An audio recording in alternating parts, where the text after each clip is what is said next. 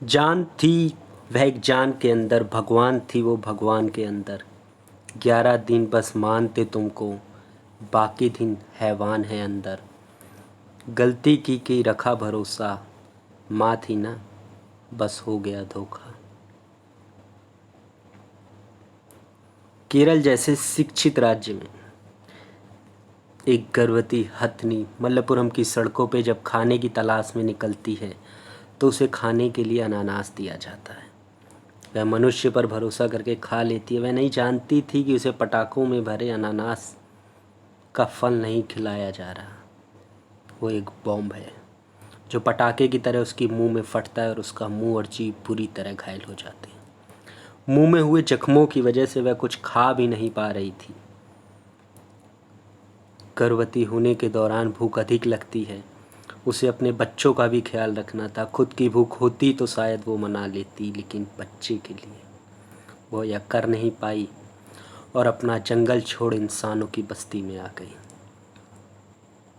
और इंसानों ने उसे मुंह में जख्म दे दिया जिस वजह से वह कुछ खा नहीं पाती थी। फिर भी उस घायल हथनी ने मुंह के दर्द और अपनी पीड़ा से तड़पती हुई सड़कों पे भटकती रही।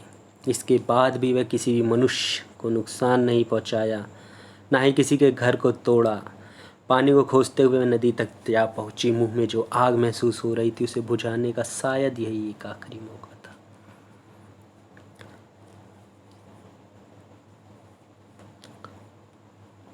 पढ़े लिखे मनुष्यों की इन सारी मानवता का क्या सिर्फ मनुष्य के लिए ही है? खैर, पूरी तरह तो मनुष्य के लिए भी नहीं, क्योंकि मनुष्यों की प्रजाति में भी गर्भवती महिलाओं को मार देना कोई नई बात नहीं है।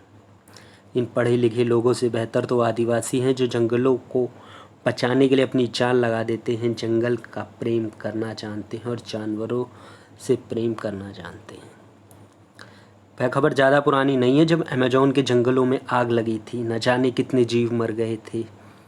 ऑस्ट्रेलिया में हज़ारों ऊँट को सिर्फ इसलिए मार दिया गया था कि वे ज़्यादा पानी पीते हैं।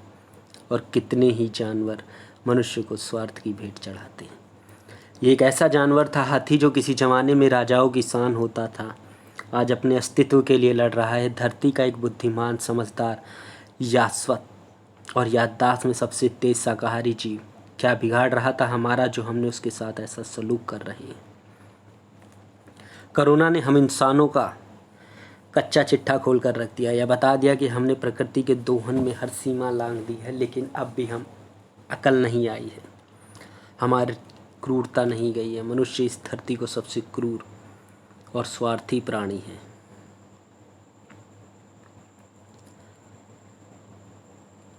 कुछ लोग विज्ञान की पढ़ाई पर बहुत ही ज़्यादा जोर देते हैं, लेकिन आज की मॉडर्न पढ़ाई का नतीजा यह है।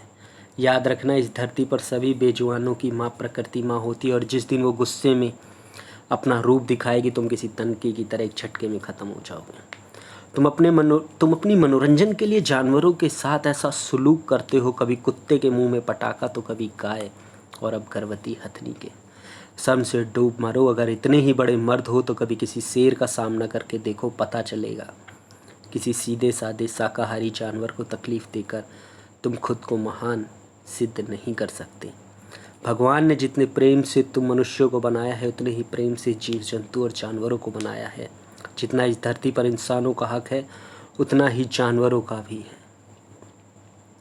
उसने जंगल ख़त्म कर दिए, उनके खाने का साधन ख़त्म कर दिया। तुमने उनके एरिया में बड़ी बड़ी इंडस्ट्री और मकान खड़े किए तो किसी को कोई दिक्कत नहीं हुई, पर जब वो तुम्हारे एरिया में आ जाता है तो उसके लिए सिर्फ मौत।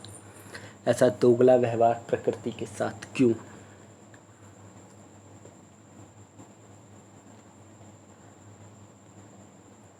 ये सोचना होगा इंसानों को, क्योंकि ये इंसान की जो जात है लगता नहीं कभी सुधरेगी। ये जो इंसान की जात है लगता नहीं कभी सुधरेगी। इंसानियत को एक ना एक दिन मर कर ही दम लेगी। स्वर्ग की बातें मत करना तुमको तो नर्क मिलेगा। स्वर्ग की बातें मत करना तुमको तो नर्क मिलेगा। पाप नहीं घनघोर गुनाह था, दानव भी खुद यही कहेगा। उसने भी कुछ पाप किए थे, पर माँ ने सब माफ़ किए थे। जान थी वो एक जान के अंदर, भगवान थी वो भगवान के अंदर। और आखिरी में जाते जाते यही कहूँगा कि वाह क्या बात है, वाह क्या बात है, इंसानियत की करामात है।